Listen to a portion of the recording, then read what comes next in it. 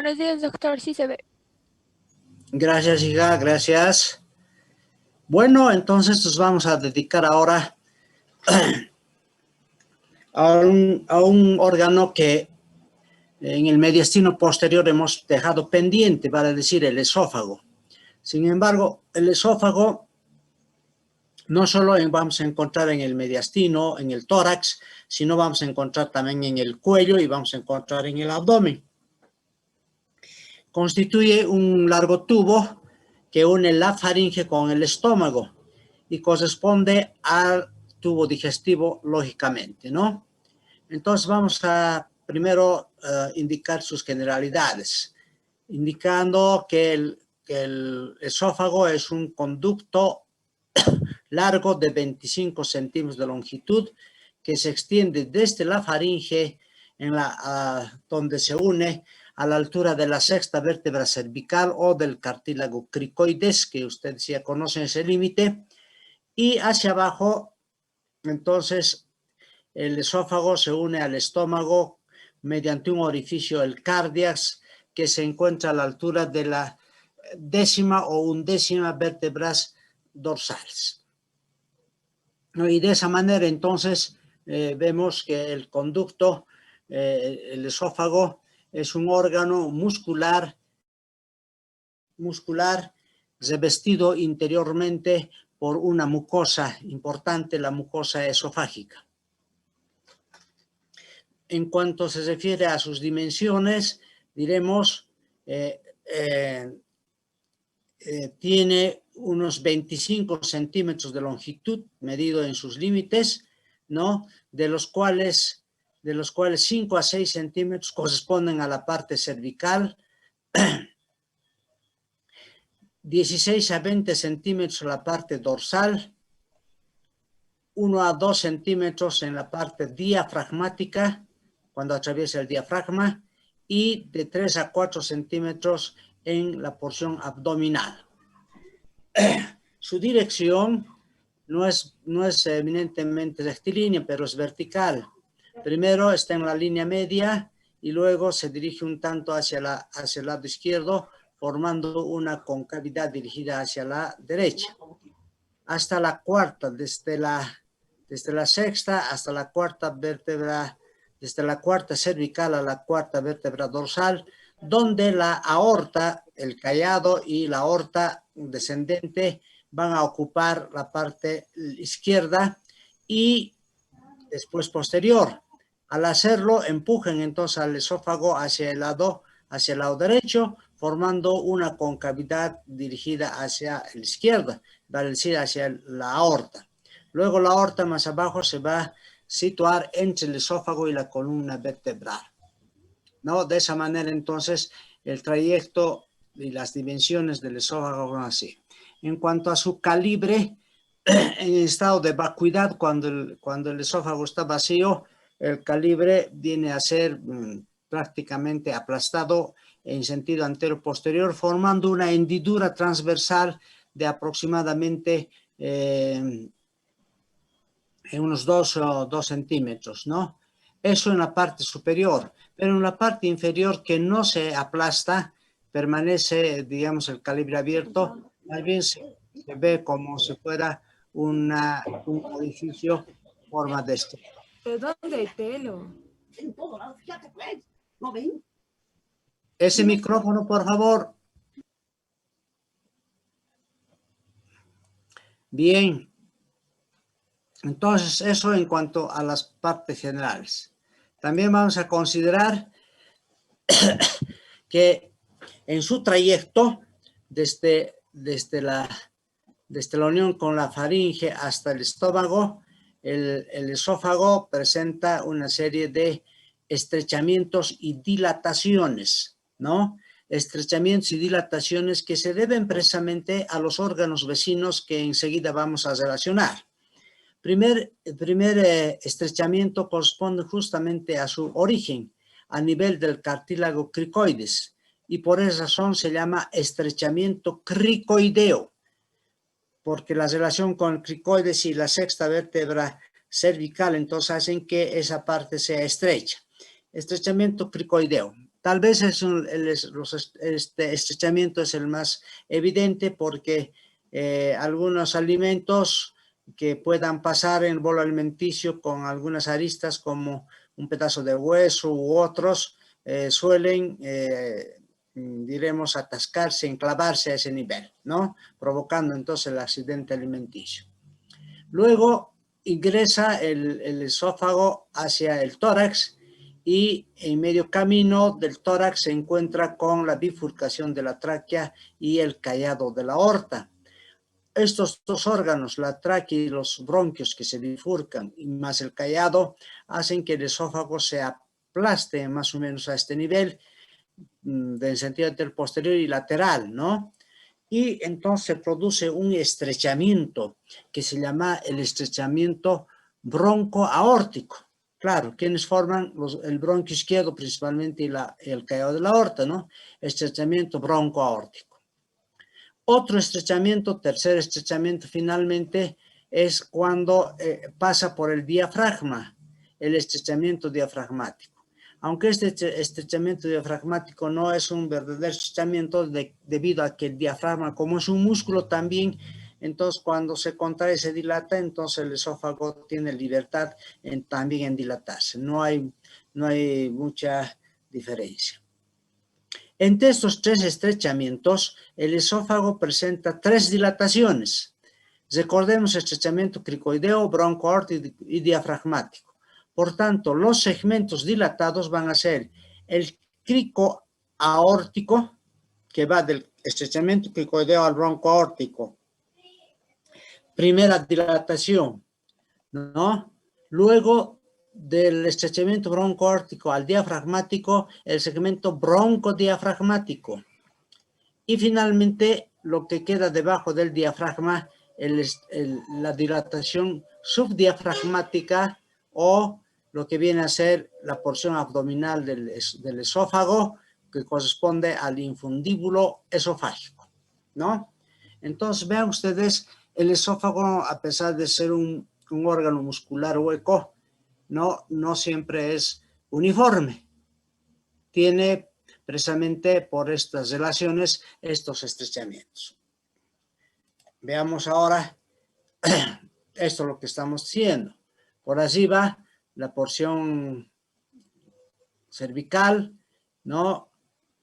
El estrechamiento cricoideo, el broncoaórtico y el diafragmático. Aquí se ve cómo atraviesa el diafragma el esófago, ¿no?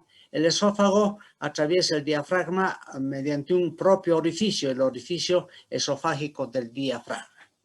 Bueno, así considerado, entonces vamos a ver sus relaciones en cada segmento. Primero la porción cervical, luego la porción torácica y la porción abdominal. Pero antes de ello precisaremos también algo que nos interesa saber. La porción cervical se extiende desde la sexta vértebra cervical, es decir, desde el estrechamiento cricoideo, hasta la segunda vértebra dorsal, que es el ingreso al tórax, ¿no? Hasta la segunda vértebra dorsal. Mide de 5 a 6 centímetros aproximadamente, ¿no? 5 a 6 centímetros. Desde la segunda vértebra dorsal hasta la octava dorsal, ¿no? Que es donde aparecen las inserciones del diafragma, el orificio a esa altura, entonces corresponde a una longitud de 16 a 20 centímetros, es la parte más larga del esófago. Repito, de la sexta a la segunda dorsal es la porción cervical, 5 a 6 centímetros. De la segunda a la octava dorsal corresponde a la porción torácica que mide 16 a 20 centímetros. Luego tenemos una porción diafragmática donde atraviesa el diafragma precisamente de 1 a 2 centímetros, ¿no? Y finalmente la porción abdominal que tiene 3 a 4 centímetros, que tiene la forma de un embudo, vuelvo a repetir. Bueno, considerado de esa manera, el esófago vamos a relacionar en la porción cervical, en el tórax y en el abdomen, en el diafragma y en el abdomen. En la porción cervical hacemos un corte a nivel de la séptima vértebra dorsal, que es esta, ¿no? Y vemos aquí la tráquea y la glándula tiroides por delante, los músculos infraoideos, etcétera, que están por delante. Luego la glándula tiroides, la tráquea y viene el esófago. Detrás tenemos a la columna vertebral, ¿no? A los lados al paquete vasculonervioso. Entonces la porción cervical hacia adelante se encuentra en relación con la tráquea, ¿no? El esófago un poco se lateraliza hacia el lado izquierdo, donde se encuentra en relación con el nervio recurrente izquierdo que está caminando, no precisamente en el ángulo, sino por delante del esófago. Y luego se relaciona con los lóbulos, con las caras posteriores de los lóbulos de la glándula tiroides. Eso es por delante. Por detrás, el esófago se relaciona con la columna vertebral correspondiente de la sexta, de la sexta cervical a la segunda vértebra dorsal, separado por un espacio, el espacio prevertebral, donde se encuentran insertos los músculos prevertebrales precisamente, ¿no? Entonces, entre los músculos prevertebrales y el esófago existe un espacio llamado prevertebral, repito, o retroesofágico, donde se encuentra tejido laxo que permite que el esófago pueda moverse, especialmente en sentido vertical, durante la deglución por una parte, pero cuando se hace una hiperextensión de la cabeza o una flexión de la cabeza, entonces el esófago también se va a mover ascendiendo o descendiendo.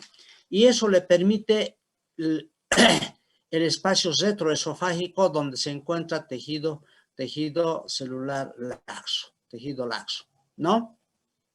Bueno, lateralmente el esófago en la porción cervical se encuentra principalmente en relación con la arteria tiroidea inferior en ambos lados, con los nervios recurrentes, especialmente en el lado derecho, que siempre está en el borde derecho, ¿no? Y la carótida, como hemos dicho, el paquete vasculonervioso del cuello se encuentra más cerca al esófago. La carótida, esta es la carótida en el lado derecho y la carótida en el izquierdo, la arteria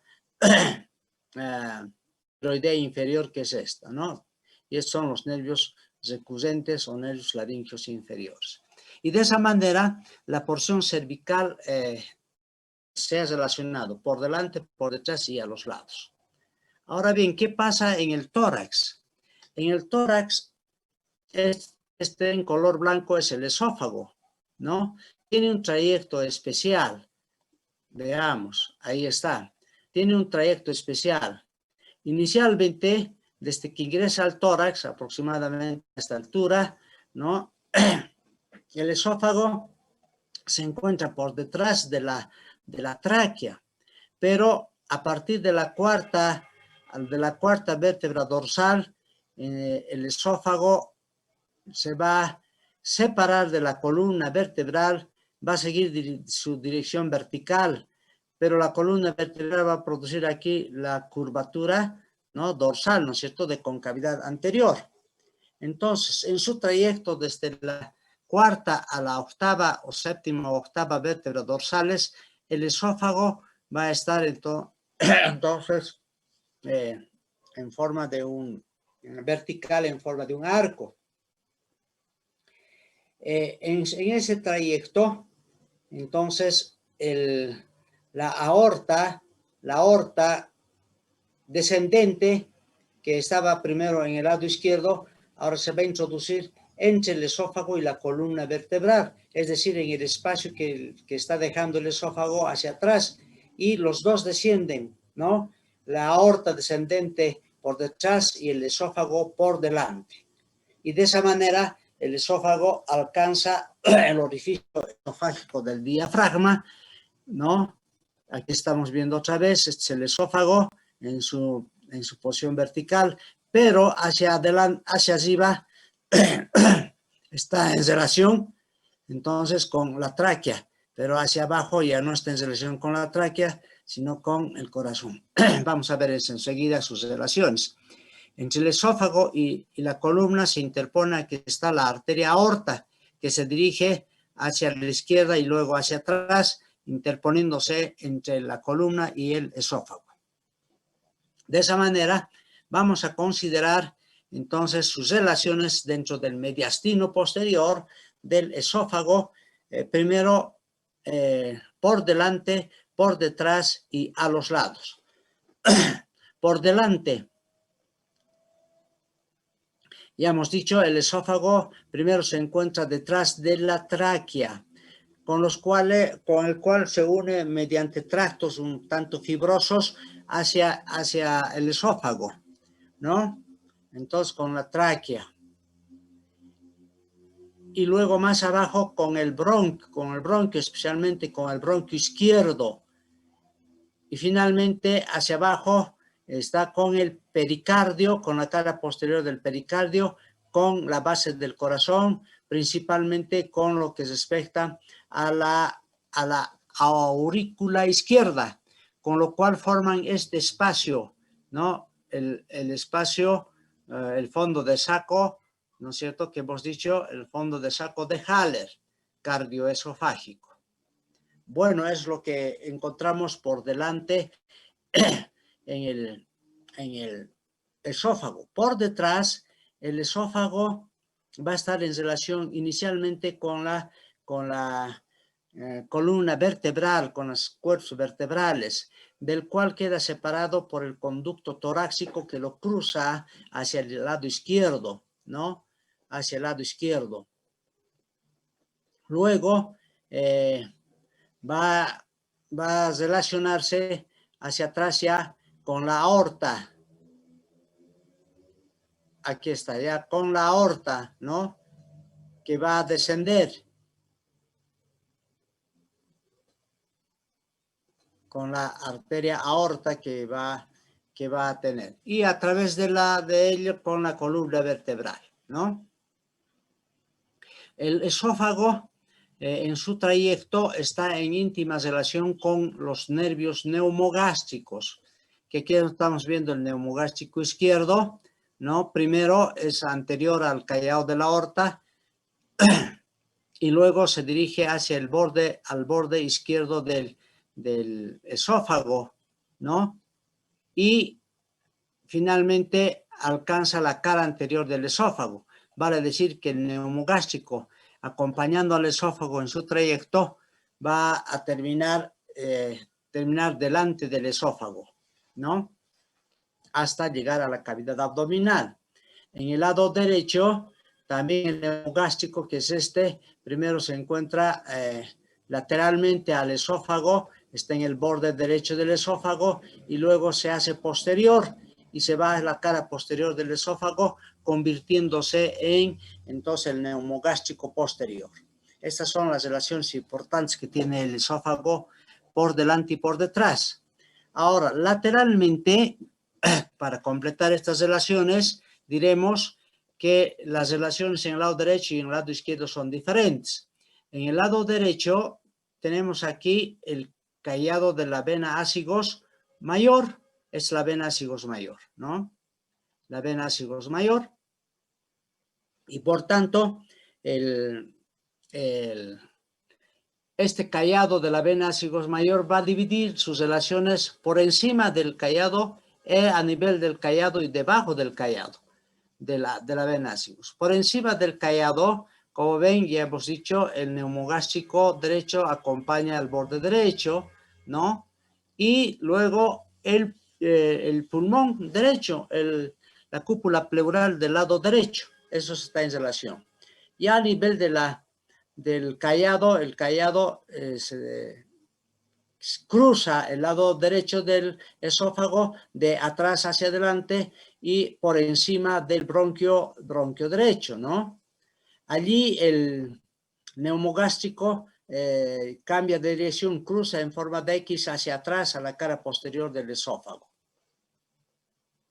Luego ya en la parte inferior al callado, el esófago está en relación Primero con la vena ácigos mayor, que está en su lado derecho, ¿no? Con el pedículo pulmonar derecho, que está aquí cortado, y finalmente la pleura mediastínica y la cara mediastínica del pulmón derecho. Algo similar sucede en el lado izquierdo. En el lado izquierdo también se va a dividir en 3 porciones. Una que corresponde al callado de la aorta, por encima del callado de la aorta y por debajo del callado de la aorta. Por encima del callado de la aorta, el esófago va a estar en relación con las ramas que nacen del callado de la aorta. Especialmente en el lado izquierdo corresponde a la arteria carótida primitiva izquierda, y principalmente a la arteria subclave izquierda, que se van a dirigir hacia el lado del hueco supraclavicular, ¿no? Entonces, eso es una primera relación. También el esófago está en relación con el conducto torácico que lo separa hasta ir a desembocar al ángulo yugulo subclávico, como nosotros sabemos. Otra relación importante que tiene el esófago en esa porción suprabronquial, es decir, por encima del callado, es la disposición del neumogástrico en el lado izquierdo, en el borde izquierdo del esófago. Ahora, el neumogástrico, a partir de ello, se dirige hacia adelante del callado y el neumogástrico se hace anterior también al esófago, ¿no? Ya eso hemos dicho como relación. Eso, y luego, en la parte que está por encima del callado, finalmente también va a estar en relación con la pleura, con la cúpula pleural del lado izquierdo. En el callado, el esófago está en relación con el callado porque el callado va a dirigirse de atrás hacia adelante, mejor dicho, de delante hacia atrás, ¿no? Para transformarse en aorta descendente, ¿no? Este es el callado. Y lo cruza entonces en el borde derecho. También está en relación con el pedículo pulmonar del lado izquierdo, como corresponde. Y luego ya la aorta se hace posterior, el corazón por delante y el esófago se interpone entre ambos, hasta llegar al diafragma, ¿no? Ya en esa posición está en relación con la pleura mediastínica y pulmón izquierdo respectivamente. Y de esa manera las relaciones, como ven, tanto derecho como izquierda son diferentes, ¿no? Bien. Aquí podemos observar el esófago, el corazón por delante, cómo se relacionan, formando el fondo de saco de Haller, la aorta descendente que se va a dirigir hacia atrás del esófago. Y este es el diafragma y atraviesan los dos el diafragma, el esófago por delante y la aorta por detrás, ¿no?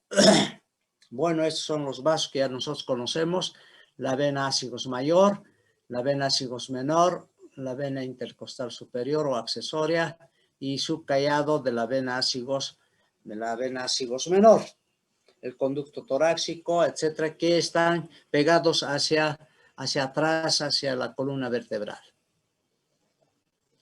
El esófago atraviesa el diafragma, ya estamos en la porción diafragmática, ¿no? El esófago va a pasar el diafragma junto con los dos neumogástricos, el neumogástrico izquierdo anterior y el neumogástrico derecho posterior. Y así llega a atravesar el diafragma. El diafragma le ofrece un orificio que se sitúa delante del orificio aórtico, delante y un poco por encima del orificio aórtico, ¿no? Es un orificio eminentemente muscular, ¿no? Que le permite fácilmente al esófago atravesar o inclusive retornar al tórax formando una hernia, la hernia hiatal que se llama. Bueno, pero eso ya en la parte patológica. Normalmente atraviesa y a nivel del orificio esofágico del diafragma, el esófago se relaciona con los pilares del diafragma, porque ahí nace el pilar izquierdo y el pilar derecho y el pilar izquierdo respectivamente, que ya le están formando el orificio. Justamente esta forma de inserción del diafragma que vamos a hablar la próxima clase va a formar el orificio esofágico y atrás el orificio aórtico. Bueno, de esa manera, entonces la porción diafragmática atraviesa el esófago. En la porción abdominal, aquí tenemos la porción abdominal de forma de un embudo que va a ir a unirse al estómago. Vamos a considerar igual una relación anterior, posterior, lateral derecha, lateral izquierda. Por delante, la porción abdominal del esófago, llamado también esófago subdiafragmático o infundíbulo esofágico, ¿no? Se relaciona con el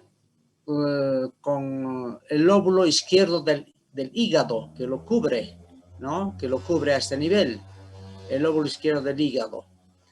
Por detrás está en relación con los pilares del diafragma, especialmente con el pilar izquierdo, luego con la aorta que está más atrás, con el hiato de Winslow, que es el hiato de la transcavidad de los epiplones, que es un ingreso, vamos a ver eso cuando estemos hablando de la parte de los ligamentos del estómago. Bueno, eso es lo que ocurre por detrás. A los lados, al lado izquierdo, está en relación con el hiato que estamos señalando, principalmente con el lóbulo de Spiegel del hígado que está aquí, ¿no? Bueno, y por el lado izquierdo, el esófago abdominal se relaciona con la tuberosidad mayor del estómago, donde forma un ángulo muy importante que se llama el ángulo de His, ¿no? Y a través del ángulo de His se relaciona con la tuberosidad del estómago. Bueno, esas son las características del estómago, o digo del esófago. Y aquí vemos el ángulo de His. Bueno, aquí las relaciones que hemos señalado ya con todo esto. Este es el callado de la vena sigos, el callado de la aorta. Este es el nervio neumogástrico izquierdo. Primero está en el lado derecho, este es el esófago, y luego por delante del esófago. Aquí tenemos al neumogástrico derecho y luego por detrás del esófago. Los nervios recurrentes, olvidaba decir, el nervio recurrente izquierdo, no olvidemos, al dar vuelta por el callado, se relaciona también con el esófago en la porción torácica. Y a los lados siempre encontramos las regiones pleuropulmonares en el lado derecho y en el lado izquierdo respectivamente, ¿no? Que es el que está formando el mediastino posterior también. Otras visión de relaciones, el corazón por delante, esófago y luego la aorta descendente. La tráquea y los bronquios ya quedan por arriba, ¿no? El esófago desde acá va a descender hasta aquí. Y aquí se ve entonces la desembocadura del esófago. El esófago, nos dicho, es un órgano muscular. Su constitución está formado por 3 capas, aunque algunos autores dicen 4 capas. Una capa superficial, que es una capa fibrosa, que solamente lo cubre por la parte anterior, no así por la parte posterior, no por la parte anterior, ya que se relaciona con la tráquea. Está formado por una capa muscular formado a su vez por 2 planos, un plano superficial que corresponde a las fibras longitudinales y un plano profundo que se ve aquí de fibras circulares. Este músculo esofágico es de naturaleza lisa, aunque por arriba se confunde con el músculo constrictor inferior, ahí hay algunas fibras estriadas. Naturaleza lisa. El movimiento que permite este músculo es el peristaltismo esofágico, que de arriba hacia abajo hace que el bolo alimenticio progrese hasta el estómago. Esa es su función, de llevar el bolo alimenticio que ha recibido la faringe hasta el estómago, por un movimiento ondulatorio peristáltico hasta el estómago. Pero puede haber un movimiento antiperistáltico, como sucede en el vómito, pero ya no se produce por solo el esófago, sino por la contracción brusca de las paredes abdominales y del diafragma que obligan al estómago a contraerse y expulsar su contenido hasta la boca y de la boca al exterior, formando lo que es el vómito, ¿no? Bueno, internamente esta capa muscular está cubierta de una capa celulosa que va a ser un plano de sustentación a la mucosa del esófago. La mucosa del esófago es gruesa, bastante importante, debido a que tiene que recibir al alimento que no siempre es de la misma naturaleza ácida, ¿no? Hay alimentos ácidos y hay alimentos básicos o no ácidos que entonces la mucosa tiene que resistir a eso. Hay alimentos fríos y alimentos calientes que también tienen que tener resistencia. Sin embargo, puede lesionar esos alimentos ácidos o calientes o fríos, puede lesionar esa mucosa, ¿no? Entonces, eso es la constitución del esófago, que aquí lo tenemos. En cuanto se refiere a los vasos y nervios, y así vamos terminando la clase, tenemos entonces la irrigación en la porción cervical de las arterias tiroideas. Es la arteria tiroidea inferior que irriga la parte cervical. En la parte torácica, la aorta, principalmente la aorta, da las arterias esofágicas medias. Aquí las esofágicas superiores, aquí las esofágicas medias, ¿no? Y de algunos de las arterias bronquiales también, y de las pericárdicas, de la diafragmática superior. En tanto que a nivel del esófago abdominal es la diafragmática inferior o frénica inferior, derecha-izquierda, que va a irrigar al esófago. El retorno venoso corresponde a las venas esofágicas de un plexo submucoso, primero y luego muscular.